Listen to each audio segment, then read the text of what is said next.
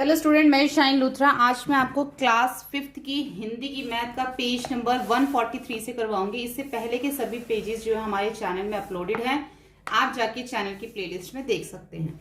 आज हम स्टार्ट करते हैं पेज नंबर 143, अभ्यास का समय। अलग अलग देशों के पैसे। अब यहाँ पे हमें अलग अलग देशों के पैसे बता रखे हैं। क्या तुमने दूसरे देशों में इस्तेमाल होने वाले नोट या सिक्के देखे हैं? अगर आपने देखे हैं तो हाँ, नहीं तो नहीं लिख सकते हैं। शिवम बैंक ने एक तालिका यह बताने के लिए दी है कि हमें कितने रुपए मिल सकते हैं अगर हम अपना पैसा अलग अलग देशों के पैसों से बदले तो। जैसे कि कोरिया में जो वॉन चलता है, अगर उसी एक वॉन को अगर हम भारत में आके बदलवाएं तो वो सिर्फ 4 पैसे के बराबर यहाँ पे रह जाता है। श्रीलंका में रुपया चलता रुपया हमारे यहाँ पे भी है, लेकिन जो वहां का रुपया है उसकी जो वैल्यू है इंडिया के अंदर, हमारे भारत देश में सिर्फ 37 पैसे है। ऐसे नेपाल में भी रुपया चलता है, उसकी वैल्यू इंडिया के अंदर 63 है। हांगकांग में जो चलता है उसकी वैल्यू इंडिया के अंदर इतनी है। ऐसे ये सारे जो एक दे रखे हैं, जैसे कि $1, 1 युआन, एक दिरहम, और यहाँ पे सारी इसकी इंडिया की वैल्यू है। अब हमने इसी को देख के सभी प्रश्नों के उत्तर यहाँ पर हमें देने हैं। ये कीमत जो है 2008 की है। अब जो है इनमें बदलाव आ चुके हैं, चेंजेस आ चुके हैं। अब ये कीमत इनकी नहीं है, ये 2008 की तालिका है। किस देश में पैसों की भारतीय रुपयों में सबसे ज्यादा कीमत है? कौन सा देश है कि वहां का जो पैसा है वो भारत आके सबसे महंगा होता है? तो जो यहाँ पर लिखा हुआ है इंग्लैंड का जो 1 पाउंड है, इंग्लैंड का 1 पाउंड इंडिया के अंदर आके वो 77 रुपए का हो जाता है। ये 2008 की बात है। अब तो इससे भी ज्यादा होगा। तो ये जो 1 पाउंड है वो 77 रुपए के बराबर था 2008 में। तो इंग्लैंड का जो पैसा है वो हमारे भारत में आके सबसे ज्यादा उसकी जो है वो कीमत है इंग्लैंड के। मिथुन के अमेरिका में रहने वाले अंकल ने उसे उपहार में $10 भेजे हैं। मिथुन ने स्कूल की यात्रा के लिए 350 रुपए का उपयोग किया। मिथुन के पास कितने पैसे बच गए? देखो, कितने यूएसए डॉलर हैं? 10। यहाँ पे कितने यूएसए डॉलर की कीमत दे रखी है? यहाँ पे जो है 1 यूएसए डॉलर की कीमत दे रखी है। 1 यूएसए डॉलर की कीमत 39.70 है। तो 10 यूएसए डॉलर की कीमत कितनी होगी, ये अब हमें निकालना होगा। इसके लिए हमें क्या करना पड़ेगा? हमें 10 को गुणा करना पड़ेगा 39.70 से। जो 1 यूएसए डॉलर की कीमत है उसको 10 से करेंगे। 10 को पहले इससे करेंगे, 10 गुणा 39, फिर जमा 10 गुणा 70। इस तरीके से करेंगे ना तो हमारा आसानी से हो जाएगा, कोई कंफ्यूजन नहीं होगी, कोई मल्टीप्लीकेशन में कोई गलती नहीं होगी। 10 को 39 से करेंगे तो 390, जमा 10 को 70 से करेंगे तो 700। अब ये ध्यान रखना कि ये जो है 39, जो 39 है ये रुपया है, और जो 70 है वो पैसा है। ठीक है, तो ये हमारा क्या है? 390 रुपए, और 700 क्या है? पैसे।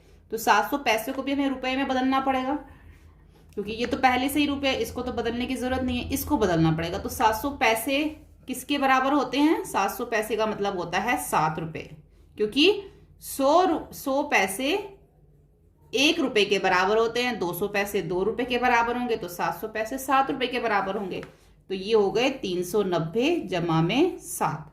ठीक है, नहीं तो आप यहाँ पे लिख देना 700 पैसे, आप ऐसे लिख देना ब्रैकेट में 100 पैसे बराबर 1 रुपया। ठीक है, तो 700 पैसे बराबर 7 रुपया, ऐसे लिख देना ब्रैकेट में। तो अब इन दोनों को प्लस करेंगे तो 3 9 7 बन जाएगा प्लस करने के बाद। यानी कि जो मिथुन के पास है वो 397 रुपीज उसके पास हैं। उसमें से उसने 350 रुपए की क्या खरीद ली? नहीं, उसने 350 रुपए यात्रा के लिए दे दिए। उसके पास इतने पैसे थे और इसमें से उसने 350 रुपए यात्रा के लिए दे दिए। अब उसके पास जो है वो कितने पैसे बचे? 7 में से 0 7, 9 में से 5 गए 4, यानी कि उसके पास जो है अब सिर्फ 47 रुपए जो है वो उसके पास बचे। ठीक है, ये सारे क्वेश्चन अच्छे से समझना आप, ये सब जो है कैलकुलेशन वाले हैं। अब मस्जिद के पिताजी यूएई में काम करते हैं। ठीक है, उन्हें तनख्वाह मिलती है 1000 दिरहम। उनकी तनख्वाह 1000 दिरहम है। जबकि जो अरुण के पिताजी हैं वो श्रीलंका में काम करते हैं और वो 2000 श्रीलंकन रुपए कमाते हैं। तो तनख्वाह में किसको ज्यादा भारतीय रुपए मिलते हैं? तो हमें क्या करना होगा, जो 1000 दिरहम है और जो 2000 श्रीलंकन रुपए हैं, पहले हमें इन दोनों को भारतीय रुपयों में बदलना होगा। तो 1000 पहले हम देखेंगे एक दिरहम में भारत में कितने पैसे वो बदल जाते हैं। दिरहम कहाँ दे रखा है, ये देखो, एक दिरहम 10 रुपये 80 पैसे के बराबर है। तो 1000 दिरहम कितने के बराबर होंगे ये हमें देखना है। तो एक दिरहम किसके बराबर है, एक दिरहम बराबर है 10 रुपये 80 पैसे के। तो 1000 दिरहम को हमें गुणा करना पड़ेगा 10.80 से। तो 1000 को पहले 10 से, फिर 1000 को 80 से। 1000 गुणा में 10 जमा 1000 गुणा में 80। याद रखना ये रुपया है, ये पैसे हैं। इसको इससे करेंगे तो 10,000 बन जाएगा, एक जीरो और बढ़ गई। अब 1000 को 80 से करेंगे तो 80,000 बन जाएगा। ठीक है, अब ये तो हमारा पहले से रुपए में, ये जो है हमारा पैसे में है। 80,000 को अब हमें पैसे में बदलना है। ये सही लिखा रहा है मैंने, दिरहम का 80, हाँ ठीक है ये। तो अब हमने इसको जो है 80 पैसे किसके बराबर होंगे, 80 पैसे जो है वो 800 रुपए के बराबर होंगे। ठीक है, अब हम करके देख लेते हैं। 80,000 बटा में 100, देखो 2 जीरो से 2 जीरो कट गई तो कितना बचा, 800। तो 80,000 जो है वो 800 रुपए के बराबर होंगे। ये 10,000 हो गए, जमा हो गया 800, तो कितना हो जाएगा, 10,800 रुपए हो गए। ठीक है, तो 1000 दिरहम के अंदर 10,800 रुपए बनते हैं। ठीक है, अब है 2000 क्या है, श्रीलंकन रुपए। अब एक श्रीलंकन रुपए के अंदर ये रहा, एक श्रीलंकन रुपए में 0.37 पैसे हैं। तो 2000 श्रीलंकन रुपए में कितने होंगे, तो एक श्रीलंका रुपए जो है, रुपया 0.37 पैसे के बराबर, जिसको हम इस तरीके से 0.37 रुपए लिखते हैं, 37 रुपए। तो 2000 श्रीलंकन रुपए किसके बराबर होंगे, 2000 को हमें गुणा करना पड़ेगा इससे। 2000 को 0 से गुणा करोगे तो 0 ही आएगा, 0 को तो किसी से भी गुणा कर लो 0 ही आता है। ठीक है, 2000 को 0 से अगर हम गुणा करते हैं तो ये 2000 को हम, वैसे इसको करके देखने की जरूरत नहीं है क्योंकि हमें पता ही है कि 2000 को अगर हम 0 से गुणा करेंगे तो 0 ही आएगा, तो इसलिए हम 2000 को 37 से गुणा कर लेते हैं।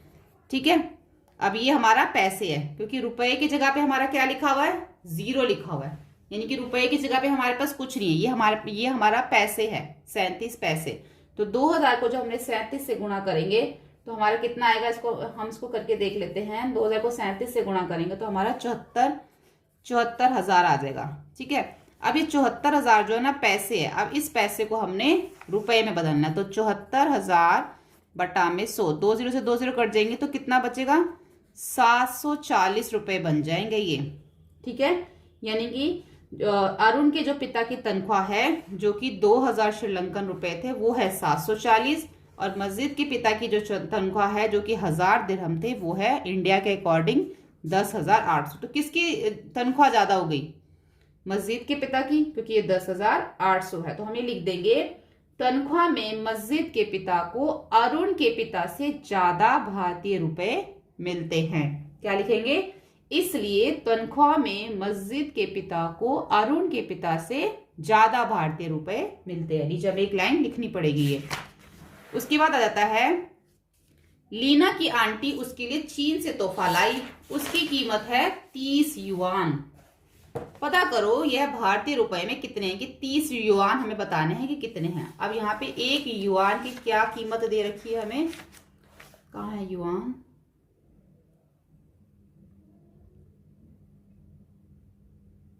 ये रहा। एक युआन जो है वो 5 रुपए 50 पैसे के बराबर है भारत में। तो 30 युआन किसके बराबर होंगे, तो एक युआन जो है उसकी कीमत है 5.50 रुपए, इस तरीके से लिखते हैं ना दशमलव में। तो 30 युआन की कितनी होगी, तो इसको भी गुणा कर लो, 30 को पहले 5 से, 3 को फिर 50 से। 30 गुणा में 5 जमा 30 गुणा में 50, तो 30 को 5 से गुणा करोगे तो कितना आएगा 150, और 30 को 50 से करोगे तो 1500। तो ये हमारे रुपए हैं और ये हमारा पैसा है। तो अब इस पैसे को हमने बदलना है किसमें, रुपए में। तो 1500 बटा में अगर हम 100 लिखते हैं तो 100 जीरो से 2 जीरो कट जाती हैं। तो इसका मतलब है 15 रुपए, ये 150 रुपए हो गए जमा 15 रुपए। 150 और 15 को हम जब जमा करेंगे तो हमारा बन जाएगा 165 रुपए। ठीक है, यानी कि 30 युआन की कीमत है भारत के अंदर 165 रुपए। ये हमारा हो गया। अब आगे है यहाँ पे आस्था को कुछ हांगकांग डॉलर और वॉन चाहिए। अब जो आस्था है उसके पास 4 रुपए हैं। 4 रुपए में वो कितने वॉन उसको मिलेंगे और 400 रुपए में उसको कितने वॉन मिलेंगे। तो पहले हम बताएंगे कि इसको 4 रुपए में कितने वॉन मिलेंगे। तो पहले हम लिखेंगे 1 वॉन की कीमत कितनी है, हमें जो पीछे दे रखा है तालिका में 0.04 रुपए में 1 वॉन आता है। 1 वॉन आता है, ठीक है, 0.04 रुपए में 1 वॉन आता है। तो रुपए 1 रुपए में कितना आएगा, ये तो 0.04 है ना, तो 1 रुपए में कितने वॉन आएंगे। तो हम यहाँ लिखेंगे 1 रुपए में वॉन आएंगे 1 बटा में 0.04 1 रुपए में आएंगे। ठीक है, इसको आपको इसी तरीके से करना पड़ेगा। तो 4 रुपए में कितने आएंगे, तो 4 रुपए में 1.004 गुणा में यहाँ पर आ जाएगा हमारा 4। ठीक है, अब नीचे हमारे पास एक यहाँ पे 2 संख्याओं के बाद दशमलव है, हमें नीचे से दशमलव हटाना है। ये दशमलव नीचे से हटेगा तो ऊपर 2 जीरो आ जाएंगे क्योंकि 2 संख्याएं हैं नीचे। तो अभी नीचे क्या बच गया, सिर्फ 4 बच गया नीचे। तो ये 4 से 4 कट गया, बचा हमारे पास 100। तो यानी कि 4 रुपए में हमारे कितने वॉन आ जाएंगे, 4 रुपए में हमारे 100 वॉन आएंगे। इस तरीके से हमें इसको निकालना पड़ेगा। अब सेम इसी तरीके से हमें करना है कि 400 रुपए में कितने वॉन आएंगे। इसी तरीके से लिखेंगे 0.04 में हमारा 1 वॉन आता है। 1 रुपए के अंदर हमारा 1 बटा 0.04 आता है। और 400 रुपए में, पहले हमें 4 रुपए का निकालना था तो हमें 4 लिखा, अब हमें 400 रुपए में बताना है। तो 1 बटा में 0.04 यहाँ पर आ जाएगा हमारा 400। ठीक है, नीचे से क्या हो गया, 2 जीरो से यहाँ पे 2 संख्याओं के बाद दशमलव ये हट जाएगा, ऊपर 2 जीरो लग जाएंगी। अब क्या बच गया, 100 बटा में 4 और गुणा में 400। अब 4 एकम 4, यहाँ पे भी 4 एकम 4, 2 जीरो के साथ 2 जीरो। 100 को 100 से गुणा करेंगे तो 10,000, यानी कि 400 रुपए में हमारे 10,000 वॉन जो हैं वो आएंगे। ठीक है, ये चीज क्लियर हो गई। अब आगे ये था कि उसके पास 508 रुपए हैं, वे कितने हांगकांग डॉलर में बदल सकती है। ठीक है, पहले यहाँ पे क्या था, 4 रुपए में वो कितने वॉन खरीद सकती है। अब आप इसको इस तरीके से ले लो कि 508 रुपए को वो कितने हांगकांग डॉलर में बदल सकती है। यहाँ पे हम ये लिखेंगे 1 हांगकांग डॉलर जो है वो है 500। 1 हांगकांग डॉलर जो है यहाँ लिख देते हैं वो 505.10 रुपए का है।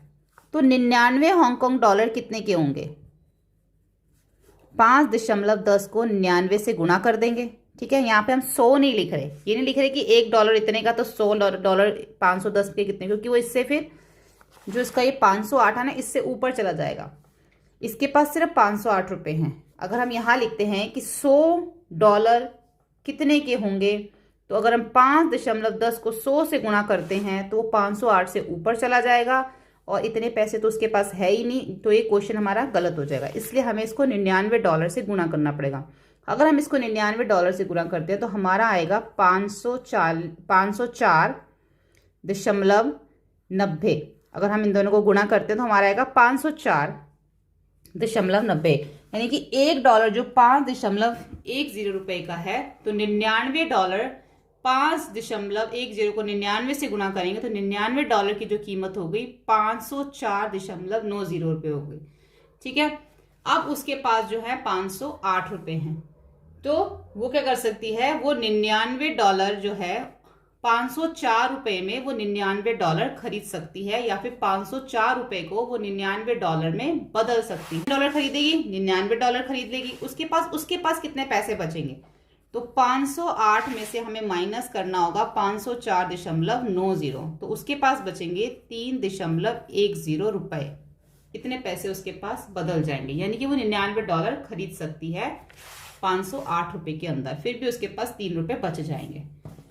अब जो है किरण जो है 200 रुपए लेकर खरीदारी करने गई। बिल को देखो, दुकानदार सही जगह बिंदु लगाना भूल गया। बिंदु को सही जगह लगाओ और बिल के कुल पैसों का पता लगाओ।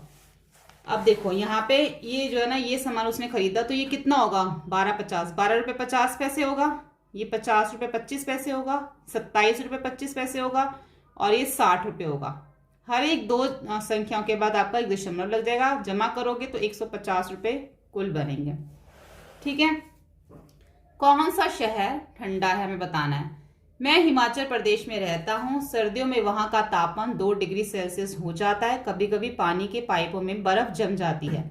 लेकिन राजस्थान यहाँ जहाँ मैं रहती हूँ वहां का तापमान 48 डिग्री सेल्सियस तक पहुंच जाता है। यहाँ बहुत गर्मी होती है, हमें पानी लाने के लिए कई किलोमीटर तक चलना पड़ता है।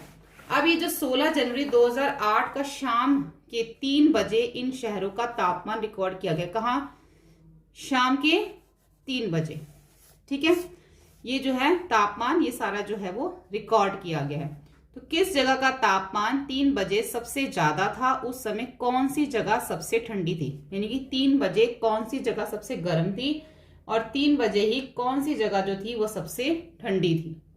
तो यहाँ पर अगर हम इसको देखें तो यहाँ पे मुंबई का तापमान सबसे ज्यादा है, क्योंकि ये सारा का सारा 3 बजे का है। तो मुंबई का तापमान 3 बजे ज्यादा है, और सबसे कम जो है वो श्रीनगर का तापमान है। तो ज्यादा में मुंबई का लिख देंगे, कम में हम श्रीनगर का लिख देंगे। मुंबई का तापमान श्रीनगर के तापमान से कितना ज्यादा है? अब जो है इसको 35.1 को 8.1 में से माइनस कर देंगे तो 27 डिग्री जो है सेल्सियस, इतना जो है दोनों में तापमान में जो मुंबई का तापमान है श्रीनगर से 27 डिग्री सेल्सियस ज्यादा है। दोनों को माइनस कर देंगे। उसके बाद आता है तिरुवनंतपुरम में 40 डिग्री सेल्सियस तक तापमान पहुंचने के लिए तापमान को कितना और बढ़ना पड़ेगा। तिरुवनंतपुरम का पहले हम तापमान देख लेते हैं। यहाँ पर दे रखा है 33.5 डिग्री सेल्सियस तिरुवनंतपुरम का दे रखा। अगर इसको 40 डिग्री तक अगर पहुंचना है तो 40 में से हम माइनस कर देंगे 33.5 डिग्री, तो पता चल जाएगा हमें कितना और इसको ज्यादा चाहिए।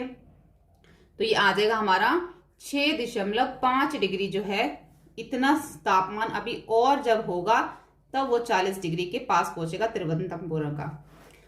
चेन्नई से कोलकाता का तापमान कितना कम है? अब चेन्नई से कोलकाता का तापमान कितना कम है हमें बताना है यहाँ पे। तो चेन्नई का ये है हमारा और कोलकाता का ये है, तो इन दोनों को भी हम माइनस कर लेंगे, चेन्नई और कोलकाता को, तो पता चल जाएगा कि 3.3 डिग्री जो है वो चेन्नई का तापमान कम है, कोलकाता का तापमान कम है चेन्नई से। कोलकाता का तापमान और चेन्नई के तापमान को दोनों को हमने माइनस कर लेना है, तो हमें पता चल जाएगा 3.33 डिग्री सेल्सियस जो है वो कोलकाता का तापमान कम है चेन्नई से। उसी दिन सुबह 3 बजे की इन्हीं शहरों का तापमान रिकॉर्ड किया गया था। तालिका देख के प्रश्नों का उत्तर दो। ठीक है, अब ये जो था ये शाम के 3 बजे का था। अब ये जो है सुबह के 3 बजे का तापमान है। अब हमें इसको देख के उत्तर देना है। सुबह के 3 बजे किस शहर का तापमान सबसे कम था? कल्पना करो कि तुम वहां हो और यह बताओ कि उस तापमान में तुम कैसा महसूस करोगे। तो ये सुबह का है। सुबह सबसे कम तापमान कौन से शहर का आपको दिख रहा है यहाँ पे, हमें वो देखना है। तो सुबह के समय जो सबसे कम तापमान है वो श्रीनगर का है, और अगर हम वहां पर होते हैं तो वहां बहुत ठंड होती है और नलों में पानी जम जाता है। हम क्या करेंगे, वहां पर मोटे मोटे कपड़े पहनेंगे और आग भी जलाएंगे। इसके साथ आपको ये भी लिख रहा है। चेन्नई में शाम के 3 बजे और सुबह के 3 बजे के तापमान में क्या अंतर है? भोपाल में, चेन्नई और भोपाल का हमें बताना है सुबह के 3 बजे और शाम के 3 बजे। तो पहले चेन्नई का सुबह का 3 बजे का क्या है? सुबह का 3 बजे का जो तापमान है चेन्नई का वो इतना है, और शाम को कितना हो गया वो 29.9। तो यानी कि ये सुबह का तापमान है चेन्नई का और ये शाम का तापमान है। जब दोनों को हम माइनस करेंगे तो इसके अंदर 8.8 डिग्री सेल्सियस का फर्क आएगा हमारा चेन्नई का। ठीक है, दूसरा उन्होंने हमें भोपाल का बोला है, तो भोपाल का सुबह का देख लो 9.8 है और शाम को देख लो 25.9 डिग्री सेल्सियस। जब हम इन दोनों को माइनस करेंगे तो जो भोपाल के तापमान में फर्क आएगा वो आएगा 16.1 डिग्री सेल्सियस। ठीक है, ये इसमें फर्क आएगा। तो यहाँ पर हमारा जो है ये चैप्टर, हमारा पार्ट जो है कंप्लीट हो जाता है। होपफुली आपको सभी वीडियोस हेल्पफुल लगी हो। वीडियोस हेल्पफुल लगे तो प्लीज लाइक शेयर सब्सक्राइब करें।